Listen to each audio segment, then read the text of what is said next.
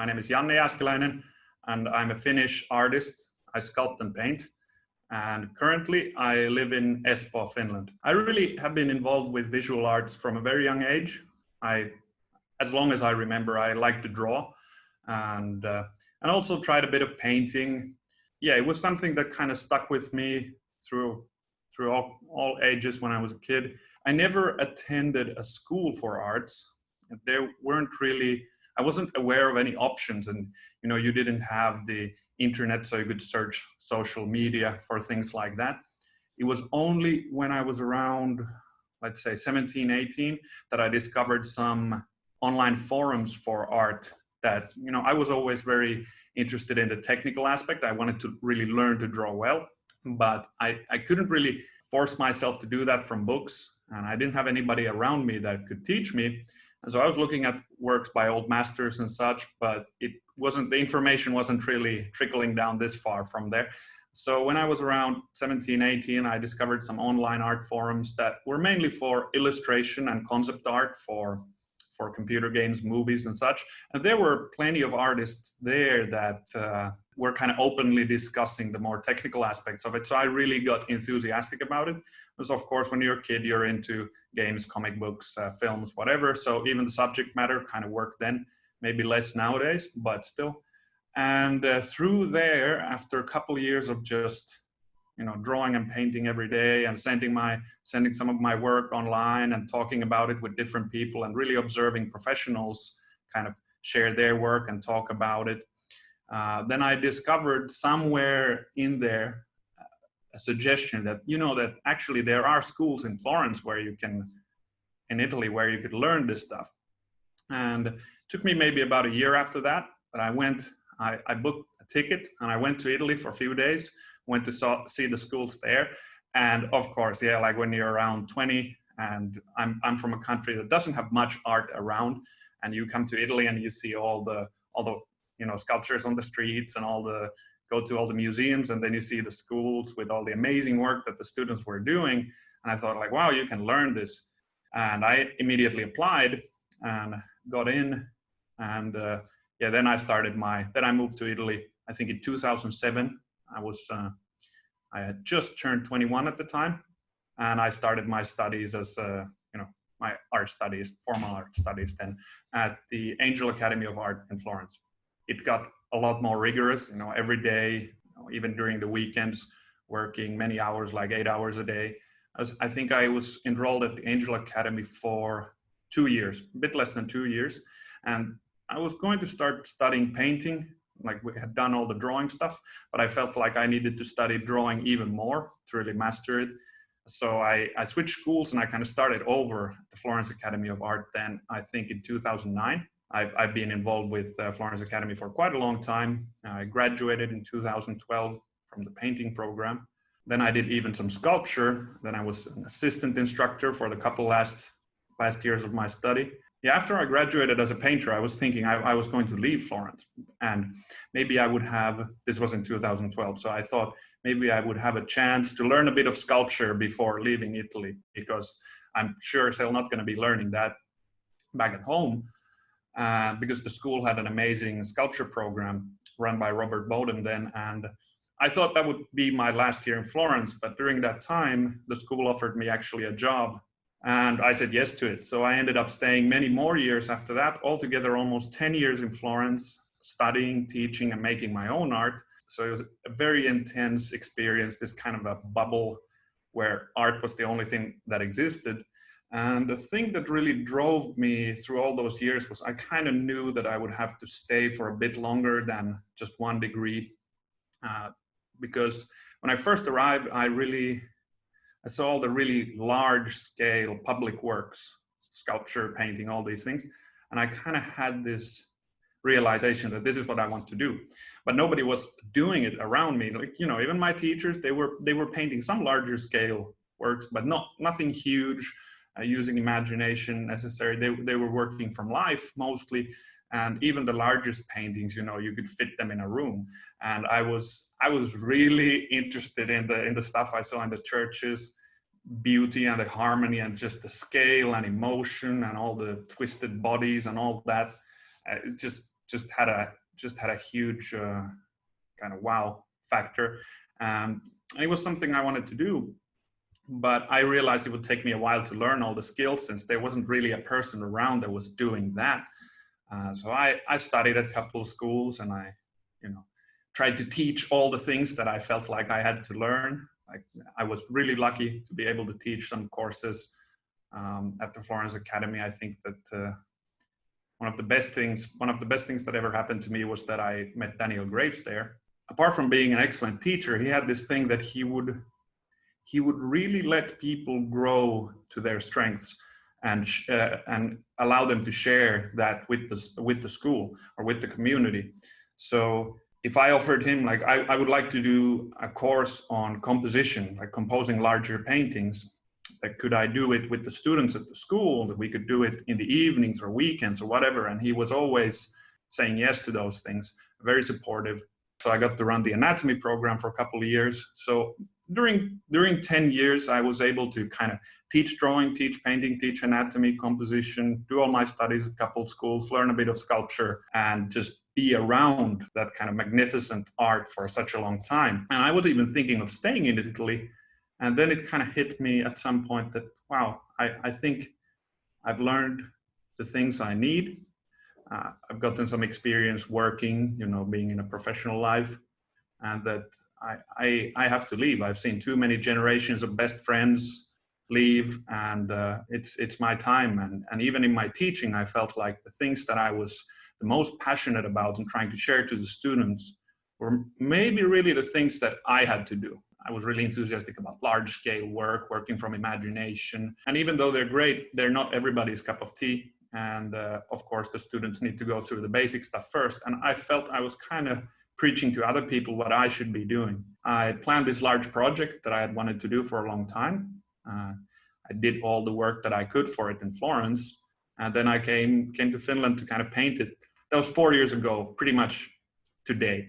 I spent 2.5 years painting this thing every day for like 10 hours, 6-7 days a week. Got it done. And at the same time, with a friend of mine, Kai Halmesvaara, who also is a graduate from Florence Academy, we were able to start a small school. If I'd say that my goal was to make some kind of larger scale work that had maybe some narrative elements to it, where I would combine things that I'm seeing, things that I'm imagining, or even multiple things that I'm seeing, let's say models in different circumstances and maybe a background from a different time and place, and trying to put all those elements into this kind of compose this type of symphony from them that makes sense with itself, that is coherent and delivers the message, is well done, is beautifully executed, but the style of execution suits the subject matter, all the pieces fit together, rather than it being a collection of studies. Then if you only work extensively from life, you're going to have the problem of kind of being a bit of a slave to the model and being a bit of a slave to the circumstances, that the particular lighting situation that time, or what you have available in your studio. You're set with a lot of limitations if you're only working from nature. So I felt like I kind of needed to understand things well enough that I would have some freedom to combine, to compose, to tell stories, to kind of conjure up the images that I was seeing in my head. And as I said, make them coherent with themselves. And for that, I think anatomy, since of course the human figure was a thing I was interested in, and of course also like pushing it to poses that would be difficult for models to hold, maybe exaggerate proportions, expressions, things like that. Anatomy was essential. But it's one thing to learn the basics, and then it's another thing to start kind of expressing yourself through them. Sculpture helped tremendously, and I think anybody who want to learn anatomy should study sculpture. And then just sculpting from life, getting familiar with the human form, it's something that I've always been kind of obsessed with. I really think the human body is so beautiful and so expressive, so I want to include that in my works. So I think the best way to understand it, even for a painter, is to get to sculpt it a bit, study anatomy extensively. And then of course there's the side of composition. If the images get complex and they want to tell a story, you have to choose what to emphasize and what to de-emphasize. You have to be able to put a lot of different elements in the same scene, kind of create maybe this kind of theater stage or whatever, where you place all these figures, the objects, kind of compose some kind of interaction, movement, direct the viewer's eye, choose color themes and types of lighting and expressions that suit your subject matter and so on. So it's really about freedom. It's about learning not only to paint from life and sculpt from life and draw well, understanding the things so well that I could play with them. One thing that creativity is that you sort of are doing this constant open research about things that interest you. And some of them might not land in your works at first, but maybe years later they do. It's kind of this subconscious process that's going inside your head with inspiration from other works of art, maybe things you read, like I read a lot of history and philosophy, things like that, but also the things that happen around you. I don't really choose one thing. I kind of just, a bit like when I was studying, you know, you take painting, sculpture, anatomy, composition, all kind of, you put it all in the mixer and then you just press blend and see what comes out. So I kind of think of it a bit like that. But yeah, I'm very drawn to larger scale work. It's kind of a bit of a timeless, humanistic type of work that maybe doesn't explore the very contemporary subject matter all the time, but is playing more on psychology and imaginative scenes and so on. So I'm not a very literal painter. Like, it's a bit more like a subconscious and intellectual thing, and a bit there's a lot of psychology involved and a bit less literal stuff. If you think of the culture you live in as this kind of water around your air that you breathe, but it's kind of, you can't really fully see it. You can kind of sense it, but you can't really fully see it. I think art brings that a bit more visible, and I think art also changes it. So when you bring something to your awareness, then but not fully literally, but kind of in a suggested way, and then you start manipulating it, you can also kind of alter reality from there. So I'm actually interested in seeing, especially now after many years of having worked in certain kind of styles, what would happen if I would change my subject? How will that start manifesting in my life? So it's this kind of alchemy experiment. And you get a bit crazier the longer you persist, but I think it's worth it. I think that we're physical beings and we experience things fully in our bodies. And when I'm working on larger scale things, I feel like I'm working with not just from here above, but you know, my full body is kind of doing the work. And I hope that also when people experience the work, that they're experiencing it in a space fully. As great as I think it is that we can share images online and through social media platforms and so on, I think it is a bit of a limited way of experiencing the work. And I've always loved kind of being immersed by an artistic experience. So I try to with my work provide a bit of that as well. Also, I feel like I love sculpture and I love the sculptural aspects of painting as well. So if I'm drawing or painting the human figure, I'm not necessarily thinking about each bit of color and brushstroke and stuff, but I'm thinking more about the kind of dynamic expression of the psychology, the story, and the kind of sculptural aspects, form, and so on. So I feel that those things are really only fully expressed and experienced in large scale. And I've hoped that for the audience as well, every now and then it's good to be kind of woken up by something that's, wow, that's a bit larger than I thought, or you know, that's something that it will kind of immerse them, like something that would envelop them on all sides. You know, everybody who goes to Italy steps, like let's say goes to Naples, and you're walking through these kind of narrow alleyways that are kind of dirty, and you're wondering what's here, and you see this kind of small door with golden light coming out of it. You go in, and it's like a church that doesn't even have a facade, and it just envelops you with light coming from the top, with sculptures, paintings, things like that. And even if you live in a country that's not Catholic, or even if you're not devoutly religious or anything like that, like I am not, for example, but there's tremendous experience in that everybody goes like, wow. When the guys during the Renaissance or Baroque were making their works, they were making those works with the most developed technology that existed. So of course now we have different types of technology, and it makes people react to work differently, and it makes them make different work and experience it differently, and that's okay. I've had my opinions about that. Living in Florence, I lived close to the Duomo for many years, so when I was walking to teach or to my studio, I would walk next to the Duomo almost every day, and at least once a week I would just look at it, and even after many years, every day, and I would just look at it and it would kind of wake me up, like, what the hell? Like, what am I looking at? And then I would see people come there and they'd have their phones on the end of their selfie sticks. And it looked like they weren't looking at the thing. They weren't sensing the scale of it, the weight of it. They were kind of looking at it at the end of the stick and taking pictures of themselves next to it. And I think that, and, you know, I had stronger opinions about it then, and whatever, you know, we live in the times we live in, and there's good sides to it and bad sides to it. Like, I'm able to share my work to anybody. And now that there's this pandemic, people are able to teach online, do courses that way, share their work. Not everybody has to think the same, and not everybody has to make the kind of work that existed back in the day. It's enough if some of us crazier ones do. And maybe that's one of the reasons too, to make large work. It's kind of, you're trying to create this slap in the face of like, hey, wake up. It kind of has that, because it does that for me too. When I go somewhere where there is huge public monumental work, it wakes me up. I think that the people making those works were still very talented craftsmen who really believed in what they did. They were chosen among the best to do what they did, and they were deeply involved in expressing what they thought. They were well read.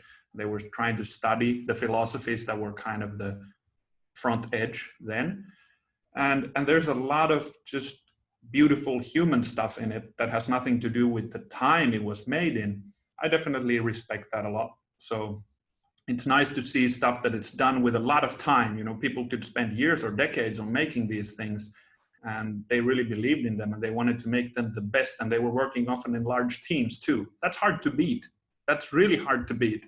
It's like, I wouldn't want more advanced technology to come between me and being able to experience something that really, if in all honesty, we're not able to do these days. We consume things so fast that would you be able to put 10 years and 100 craftsmen who maybe they aren't even craftsmen that trained around, and put them to build something fully believing that they're making the world a better place? I think making that type of work, or spending a long time on your art, making larger works, is almost a bit of a rebellion against that experience of not having enough time to believe in something. I think what's important too is that the skills and the knowledge is being kept alive, and then people can come up with different ways of using it, because there was a long period when traditional skills were kind of being forgotten a bit. So I think we live in a great time now too, because you are allowed to, you can study those things, you can learn those things again if you want to. So then how you feel like is appropriate to express them as an artist, you know, it's all great. I work with a very limited palette usually, just few colors, and even those colors are quite muted. And when I'm sculpting, I work in clay. That's kind of the easiest thing ever. You only have one thing you can just, like Rob Bowden used to say, is like you can make a decision, add clay here or don't add clay here, or maybe. If it's maybe, don't add it yet. So it's like yes or no. It's like you just take this clump and you just keep piling it on. So I like that kind of minimalist thing. The way the pandemic happened, it really kind of pressed a trigger in a way where a lot of things have to change all of a sudden. And a lot of my work has always been kind of apocalyptic. So then you get kind of the taste of then you start getting the taste of what you're preaching. And it can be like, you know, I kind of do want to change a bit. And this actually started before. I felt like, okay, my work's often quite dark, quite heavy, quite apocalyptic. So I wanted to start changing into a bit more of a, not necessarily an exclusively lighter direction, but let's say a more balanced direction. And I had actually started just before it happened a new sculpture that was kind of more positive, and the theme was strength, kind of emanating from maybe a darker place. So I had made a sculpture this winter. Winters are really dark here, of a figure that was really, really down, kind of pressed down, trying to kind of stand up what seemed like maybe too much resistance. But then the next sculpture that I made was kind of a figure, kind of fully open, expressing strength. So that psychologically helped, because when you're making very dark work, if you're tired or don't feel inspired and you look at the work you're doing, the energy that gives you, especially when it's large in scale, you kind of embody it. So you feel that tiny bit more tired, you question things, you feel heavy. But sometimes also that kind of work needs to be made, but it is a very tricky friend to have in the studio. So having a piece that was more about strength, hope, kind of going up was really good. So I was able to sculpt that for a couple months. And every time I would question things, or I would look at the sculpture, and it would make me feel kind of, it can be done. We can do this. Like, we can get through this and whatever. Also, I have to say that my work didn't change that much, in the sense that because I went through all those years of trying to learn all that anatomy and composition stuff, working from imagination, I can lock myself in the studio for 3 months and sculpt the figure from imagination, using anatomy and kind of my understanding of the human figure. And I like working from imagination, and I've developed a process where I can sculpt or paint without the model, especially sculpt to a pretty finished degree. So, it didn't destroy me in that sense. It actually made it all the more relevant. I think one of the functions of art is to save its makers. Artists are often very sensitive individuals, maybe slightly misfitted for what the society around kind of demands of them. So that it's a form of an escape to make art. So ideally it saves its makers. So as a hobby, it can save other people under stress. If people who dance or sing or do arts that have day jobs, who don't do art and only art, get a tremendous amount of satisfaction from it, being able to express themselves and do something different. So I think it's, and it's, of course, it's a hobby that you would do often alone. So it's better if you were going to the gym, or you were going play soccer with your friends and now you can't, well, then you can do something artistic. So I think that it can really help. I would just like to say a few things. I would like to say thanks to all the people that made it possible to study these things again after such a long break. People like Daniel Graves and John Angel and those guys in Florence who believed in the stuff so much that they actually set up places to study it, and their tremendous passion. And with sculpture, people like Rob Bodum and so on. I guess I could give advice to some art students. Of course, just stay curious, work hard. Routine is your best savior when you don't know what to do. Showing up to the studio, you don't have to make the same painting every day. It's not a prison. But if you know you're going to show up, your brain will immediately start to think, okay, what kind of projects could I do? If you, for half a year, show up to your studio every day and you work for 2 hours, 3 hours, then you get into this mindset where you start thinking of time as a resource. As you understand, you go every day, you start thinking, what could I do in a year or in 2 months? Maybe I could have a show, maybe I could make a series of work. I did that for a long time, and then it got to a point where, like, what could I do with 5 years? And that's when you start getting really big projects, if that's what you want to do. So routine is big, staying curious, and not really following people who say you shouldn't learn something. It's like all the stuff that you're fascinated with, you're probably going to learn the best, and that stuff you're probably going to express the best in your artwork, and that also makes it kind of you. So I'm saying this as somebody who's really into imaginative work, who maybe encountered, and narrative work and large scale work and all those things, and I encountered, and I still do sometimes encounter, like, resistance from the more working from life academic side of it. And I think it's just better if everybody does what they like. So yeah, just stay true to what you're interested in, and just keep learning, keep working hard. Find people that can support you. find a way to share what you know if you've been lucky enough to learn these things, and by offering some lessons or sharing your work with others, and doing stuff with friends, whatever. Yeah, it's a beautiful gift. Share it, learn it, enjoy the life. You know, if you don't do something, it's not like that time is going to be given back to you.